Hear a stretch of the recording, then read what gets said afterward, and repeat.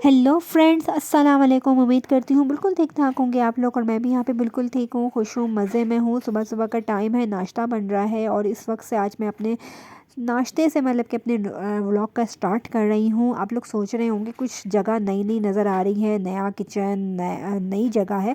तो बिल्कुल जनाब, ना ये घर मेरा है, ना ये किचन मेरा है। और यहाँ पर मैं आई हुई हूँ, ये कहाँ आई हुई हूँ, मैं अपनी बहन के घर आई हुई हूँ। नाश्ता बना रही थी और उसके बाद पांडे धोने की तैयारी हो रही थी। और ये जो पांडे हैं ना, ये कभी ख़त्म नहीं होते। आप जितने मर्ज़ी पांडे धो के किचन से बाहर निकलेंगे, घंटे बाद जब आप दोबारा किचन का रुख करेंगे तो फिर आपको ये पांडे का सामना करना पड़ेगा। और ख़वातीन जो है, मुझ समेत जितनी भी ख़वातीन हैं, सब यही शिकायत करती हैं कि काम ख़त्म नहीं होते, काम ख़त्म नहीं होते, किचन के काम तो कभी ख़त्म नहीं होते। तो मैं यही सोचती हूँ और मैं ये कहती भी हूँ बहुत से औरतों को कि ज़िंदगी की जब सांसें जो है ना वो रुक जाएंगी ना, तो सारे काम ख़त्म हो जाएंगे। फिर सुकून से नींद हम सोएंगे, फिर कोई हमें डिस्टर्ब करने वाला नहीं होगा, कोई ये नहीं कहने वाला होगा हमें ये बना दो, हमें वो कर दो। ये पांडे भी ख़त्म हो जाएंगे और ये खाने पकाने का सारे काम ख़त्म हो जाएंगे। बस ज़िंदगी है तो सारे काम है, ज़िंदगी नहीं है तो कुछ भी नहीं है। यहाँ पे गर्मा गर्म मज़े मज़े की कढ़ी बन रही थी, बल्कि बन चुकी थी, वहाँ डेगचे में साइड में रखी हुई थी, और अभी पकोड़े बन रहे थे। और हर एक का अपना तरीका होता है, हर एक का अपना स्टाइल होता है बनाने का। हम लोगों के घर में सिर्फ प्याज के पकोड़े बनते हैं। कढ़ी वाले मतलब कि जो पकोड़े होते हैं वो सिर्फ प्याज के बनते हैं। बाकी कढ़ी के पकोड़ों में बहुत से लोग पालक भी डालते हैं, आलू भी डालते हैं, हरा धनिया डालते हैं। हम लोग कुछ भी नहीं डालते हैं, अपनी अपनी पसंद है। और सबसे मज़े का जो सीन होता है ना, किसी भी दाल का या किसी भी कढ़ी का, कुछ भी हो, ये तड़के वाला सीन जो होता है ना, बहुत मज़े का। इसकी तड़के की आवाज़ ही इतनी अच्छी होती है और तड़के से एक अलग ही लुक नज़र आती है। आप लोगों को कढ़ी देखने में कैसी लग रही है? खाने में तो बहुत ही खट्टी और बहुत मज़े की बनी थी। कैसी लग रही है ज़रूर बताएगा कमेंट बॉक्स में। 26 दिसंबर की सुबह एक खौफनाक सुबह थी। वो चीखें, वो आवाज़ें आज भी मेरे कानों में गूंजती हैं। 25 दिसंबर को जैसा कि हम अफनन पार्क गए थे अपनी फूफो के घर में, और मेरी बहन रहने गए हुए थे। वहाँ से अफनन पार्क हम पिकनिक पर गए हैं। उससे अगली सुबह 26 दिसंबर को हमने अपने घर वापस आना था, लेकिन ऐसा कुछ भी नहीं हुआ।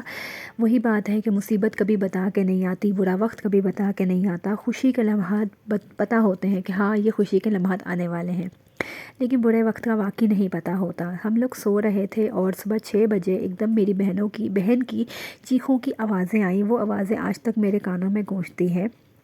और हमने लाइट ऑन की, हम भागे हैं, देखा है तो वो गिर गई। वॉशरूम जाने के लिए वो उठी है, कुछ समझ ही नहीं आया कि उसका पैर फिसला है, क्या हुआ है। वो गिर गई और उसकी पैर की 3 जगह से हड्डी में बाल आ गया।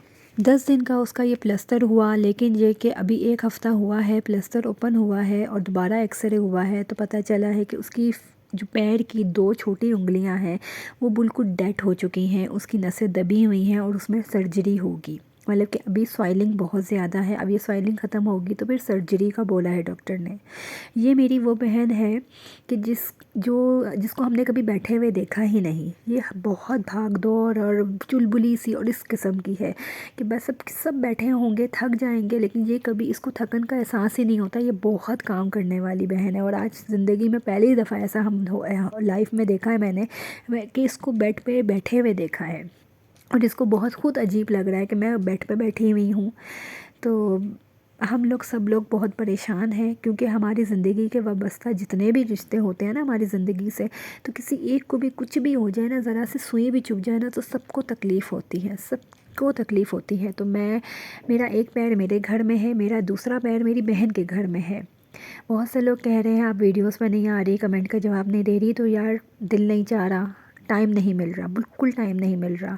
व्लॉग किस तरह बना रही हूँ, क्या बोल रही हूँ, कुछ समझ आजकल नहीं आ रहा। बस टाइम पूरा कर रही हूँ, ड्यूटी पूरी कर रही हूँ कि व्लॉग बनाना है।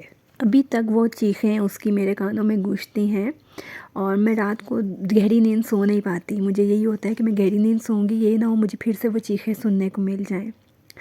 और एहतियात, हर इंसान अपने आप की एहतियात करता है, बिल्कुल करता है, दूसरों की भी करता है, अपने भी करता है, लेकिन फिर भी बुरे वक्त का नहीं पता होता कि कब क्या हो जाए।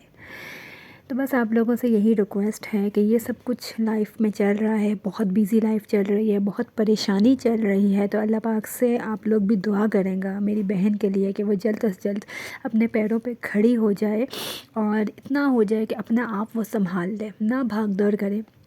बस अपना आप संभाल ले। ये मेरी सबसे बड़ी बहन है, हम इसको आपा कहते हैं।